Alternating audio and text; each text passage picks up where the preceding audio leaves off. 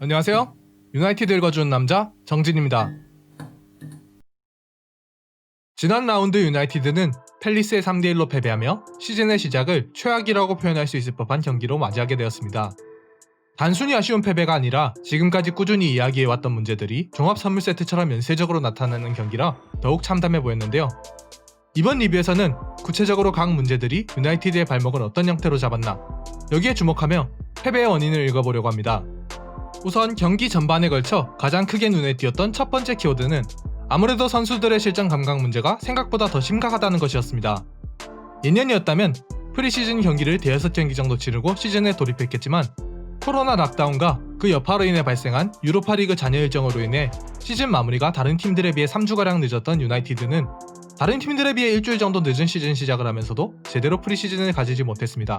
더군다나 안 그래도 짧은 휴식 기간에 네이션스 리그가 치러지고 그해 차출된 선수들이 다수 있어 추가로 그에 따른 안배를 해야 했죠.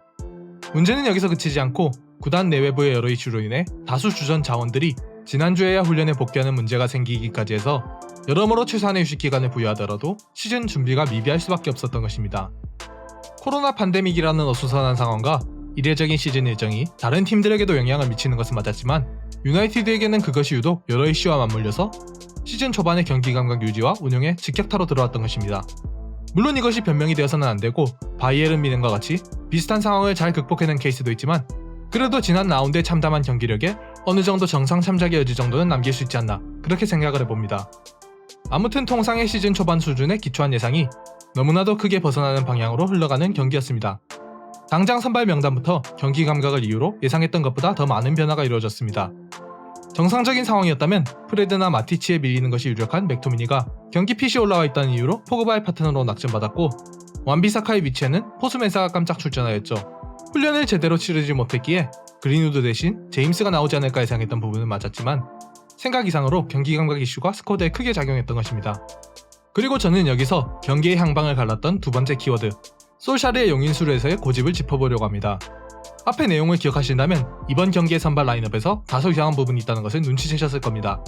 경기 감각을 이유로 스쿼드를 대폭 변화시킨 것이 맞다면 그린우드와 마찬가지로 훈련에 뒤늦게 참여한 브루노와 포그바도 명단에서 제외되는 것이 맞습니다.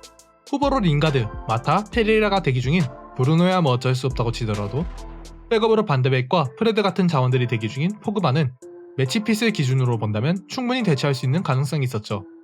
그렇지만 솔샤르 감독은 포그바를 고집하며 기용했고, 포그바는 이번 경기에서 가장 크게 경기 감각의 문제를 드러내며 결국 후반전 들어서 반데베이크로 교체가 이루어졌습니다. 반데베이크이 이번 경기에서 잘했다고 평가받을 수 있을 법한 유일한 자원이기에 차라리 처음부터 반데베이크 선발로 출전했으면 어땠을까 지난 아쉬움이 남는 것입니다. 조금 더 구체적으로 들어가 보면 포그바는 이번 경기에서 75%의 패스 성공률과 27%의 그라운드 경합 승률을 기록했고 67분간 뛰면서 18회 볼 소유권을 잃어버리며 몸 상태가 정상이 아니라는 것을 확연하게 드러냈습니다. 해당 지표에서의 포그바의 지난 시즌 리그 기록이 85%의 패스 성공률, 47%의 그라운드 경합 승률, 경기당 75분 출전하며 14.1의 볼 소유권 상실이었다는 점을 고려한다면 지난 시즌 말에 비해 훨씬 덜 고립되는 환경이었음에도 불구하고 경기 감각의 문제로 인해 볼 간수 능력이 크게 떨어져 있었다는 것을 확인할 수 있죠. 평소라면 상대 선수를 등지고 빙글 돌아서면서 볼을 지켜낼 수 있었던 장면들에서 볼터치나 시야 확인이 제대로 이루어지지 못하다 보니 포그바는 너무 쉽게 공을 빼앗기는 모습을 보여주었고, 평소라면 정확하게 전달되었어야 할 패스들이 번번이 엇나가며 상대에게 막히는 장면들이 자주 나왔습니다. 이는 비단 포그바만의 문제가 아니었던 것이 파트너로 출전한 맥토미니가 고질적으로 볼 전개 능력이 부족하다는 단점이 있기에 포그바의 부족한 수비 가담 능력을 맥토미니가 메꾸고 대신 공격 작업을 포그바가 진두지휘하는 그림을 그리며 기용되었던 것인데, 막상 포그바가 볼 배급의 퀄리티를 유지하지 못하자 맥토미니마저 반쪽짜리 기용이 되고 말았던 것입니다. 예상과 달랐던 또 다른 포지션인 우측 풀백 포스멘사의 경우에는 전체적인 경기력 자체는 최악이다 수준까지는 아니었으나 여러모로 많이 긴장하고 있고 경험이 부족하다는 것이 계속 드러났습니다. 경기 초반 유나이티드가 들고 나왔던 빌드업 방식은 일반적인 백포 더블 볼란트 구성의 접근 방식이었습니다. 여기서 포그바와 브루노가 각각 앞뒤에서 종적으로 크게 움직이면서 4-2-3-1과 4-3-3의 중간쯤으로 가는 초기 구상이 드러나기도 했죠. 그런데 팰리스는 4-4-2 대형을 기본으로 활용하기에 중앙 자원들 각각에 마크맨이 항시 1대1로 붙게 되고 측면 자원들의 지원으로 압박을 받게 되는 구조가 자연스레 만들어졌습니다. 여기서 이것을 풀어내는 가장 유효한 방식은 풀백 쪽의 삼각 대형을 이용하는 것인데, 포수맨사는 이 부근에서 볼을 지나치게 안정적으로 후방에 돌리면서 우측면 공격 작업 시작이 원활하게 이루어지지 못했습니다. 결국 첫 골을 먹힌 이후에 포수맨사를 안쪽으로 붙이는 극약 처방을 통해 후방 전개의 활로를 찾으려고 노력했으나 이것은 오른쪽이 더 내려앉는 방식이었으므로 전반전 유나이티드의 공격이 계속해서 좌편향되는 이유 중 하나로 작용하며 이로 인해 제임스와 포수맨사는 극히 고립되는 양상이 이어졌습니다. 여기에서의 센터백들의 압박 대처 능력 부족과 그로 인한 공격의 좌편향은 전반전 내내 유나이티드가 공격의 활로를 찾지 못한 이유가 되면서 유나이티드가 패배한 세 번째 키워드가 되었죠. 한편 그렇다고 포수맨사가 수비 상황에서 판단이 좋았던 것도 아닌 것이 첫 번째 실점 장면의 주범은 상대에게 프리하게 크로스를 내어준 린델레프이겠지만 그 이전에 포수맨사의 미숙함 역시 눈에 띄었습니다. 실점 직전의 볼 전개 흐름을 눈여겨보면 조던 아이유가 포수맨사의 바깥쪽으로 빠져나오며 이목을 끄는 동시에 고개를 돌려 슐럽의 침투가 이루어지고 있음을 확인합니다. 이때 포수맨사는 기존에 마크하고 있던 슐럽이 있음에도 불구하고 아이유 쪽으로만 시야를 유지하고 동료의 위치를 확인한 아이유가 공간을 열어주기 위해 바깥쪽으로 빠져나가는 움직임을 가져가자 그에 그대로 이끌려 따라가고 맙니다. 그로 인해 린델레프와 포수맨사 사이에 간격이 벌어졌고 먼저 침투 움직임을 가져가고 있던 슐럽과 그 모든 상황을 보고 있었음에도 뒤늦게 따라붙었던 린델레프의 늦은 커버로 인해 반대쪽 측면으로 넘어간 공이 타운젠드의 득점으로 이어졌죠. 물론 이것은 정석적인 수비 임무 분담의 패턴이었지만 조금 더 노련한 완비사카였다면 아이유의 움직임을 쫓기 전에 고개를 돌려 린델레프와 슐럽의 위치를 확인했었을 겁니다. 그리고 간격이 이격되어 순간적으로 2대1 수적 열세가 벌어진 상황이라는 것을 확인한 뒤에는 볼을 측면에서 아이유가 잡도록 내어두고 슐럽의 배우 침투를 쫓아가며 위기를 모면할 수 있었겠죠. 이러한 포수맨사의 수비 상황에서의 경험 부족 문제는 비단 이 실점 장면에서뿐만이 아니라 경기 내내 다소 목격이 되었습니다. 주변 동료들의 위치와 상황에 맞게 판단을 내려서 움직이는 것이 아니라 자신의 눈앞의 선수를 쫓기에 급급한 그의 선택 미스가 팰리스의 좌측면 공격 강화에 큰 도움을 주었던 것이죠. 아무리 경기 감각이 떨어져 있다고 하더라도 완비사카 기용이 낫지 않았을까 생각이 들 정도로 주전과 비주전의 격차가 크게 느껴졌습니다. 그리고 여기서의 주전과 비주전 격차 역시 유나이티드가 패배한 원인이 되는 하나의 키워드가 되었습니다. 경기 이야기로 돌아와보면 유나이티드는 전반전 부진했던 제임스를 불러들이고 후반 시작하자마자 그린우드를 투입했습니다. 수비 뒷공간을 거의 내어주지 않는 팰리스이기에 레시포드와 제임스의 부진은 프리뷰에서 다뤘던 대로 예견된 문제였죠. 그리고 이 변화는 측면에 대한 유나이티드의 접근 방식을 조금 더 강화하는 차원이었습니다. 맥토미니가 기존의 포수맨사처럼 센터백 라인으로 내려가 볼 전개를 돕기도 했지만 기본적으로는 와이드하게 움직이는 제임스가 빠지면서 발생한 공간을 포수맨사가 오버랩을 통해 활용하도록 하여 공격 상황에서 우측면의 숫자를 늘리고자 하는 전술 변화였죠. 경기 주도권을 쥐고 있었음에도 팰리스의 낮은 두 줄 수비에 고전했기에 여기서 해법을 측면 공략에서 찾고자 한 것입니다. 팰리스가 중앙을 단단하게 틀어막을 수 있었던 이유는 팰리스의 두 줄 수비가 좁은 간격을 유지하면서 수비진의 간격이 벌어지는 위치에 미드필더가 보강하는 방식으로 매우 촘촘한 그물을 형성했기 때문입니다. 물론 이러한 이동으로 두 줄 수비 앞쪽에 공간이 생겼고 유나이티드의 공격진은 이 공간을 활용하기도 했지만 결과적으로는 두 줄 수비를 돌파하는데 실패하고 말았죠.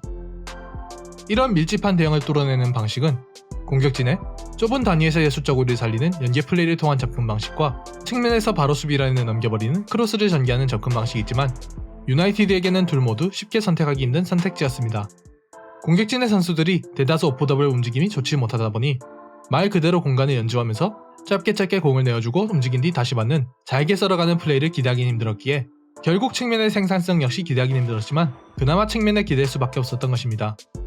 결과적으로 반더백이 기록한 유나이티드의 유일한 골이 측면 크로스에서부터 시작된 것이었기에 이 방향 자체는 옳았지만 문제는 이것이 레귤러하게 작동하기엔 크로스를 전개하는 풀백들의 크로스질이 그다지 좋지 못하고 중앙 공격수 마샬의 공중에서의 존재감이 좋지 못하다 보니 자꾸 박스가 비어지면서 이마저도 녹록지 않았다는 점에 있었습니다.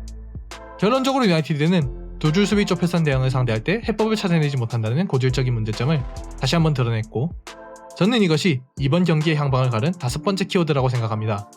산초 영입을 통해 좁은 단위에서 횡으로 연들 수 있는 옵션을 추가하려고 한 것이나 다른 포지션들의 보강도 필요함에도 불구하고 왼쪽 풀백을 열심히 찾고 있는 이유에는 이 지공 상황을 풀어낼 수 있는 옵션을 찾는 것이라는 공통점이 있죠.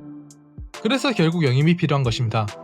이번 경기에서 드러난 문제점들은 대부분 영입으로 이번 시장에서 해결하고자 했던 문제입니다. 솔샤르 감독이 종종 고집에 가깝게 주전 자원을 기용하는 것이나 교체를 통한 전술 변화 타이밍이 늦는 문제점들은 모두 주전, 비주전 격차가 크다는 점에서 비롯된 문제이고 스쿼드 뎁스를 확보하면서 해결하고자 했던 부분입니다. 실제로 일정이 유나이티드와 비슷했던 맨시티의 경우 스쿼드 뎁스가 훌륭하다 보니 울브스의 이번 라운드에서 3대1로 승리를 거두었죠. 지공 상황 측면 활용도가 떨어진다거나 공격진의 세밀한 연기가 부족하다는 문제도 산초의 영입, 사이드백의 영입을 통해 해결하려던 문제였습니다. 그리고 매치 프리뷰에서 우려했던 대로 경기를 완전히 뒤흔들어 놓았던 린델로프의 위치는 맥과이어의 파트너를 진작 보강했어야 했던 위치였죠. 경기 중 고개 숙인 솔샤르 감독의 모습이 안쓰러웠던 이유는 이번 경기의 전술 접근 방식이 결코 틀리지 않았고 한정된 자원 내에서 최선의 노력을 기울였음에도 결국 지금의 퀄리티로는 부족하다는 것이 뼈저리게 느껴져서 그럴 겁니다.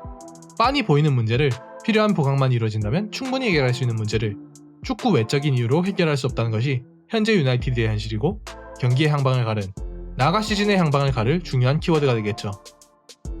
아직 이적 시장이 남은 만큼 필요한 위치의 보강이 이루어져 다시는 이런 경기력을 보지 않았으면 좋겠습니다. 어쩔 수 없는 상황이 닥치기도 했지만 최고가 되기 위해서 그 모든 것들이 변명이 되어서는 안됩니다. 구단이 나아가는 방향이 정말로 큰 야망과 목표를 향하고 있기를 기원하며 오늘 리뷰는 여기서 마치도록 하겠습니다. 오늘의 영상이 유익하셨다면 좋아요와 구독 한 번씩 부탁드립니다. 지금까지 유나이티드 읽어주는 남자 정진이었습니다. 감사합니다.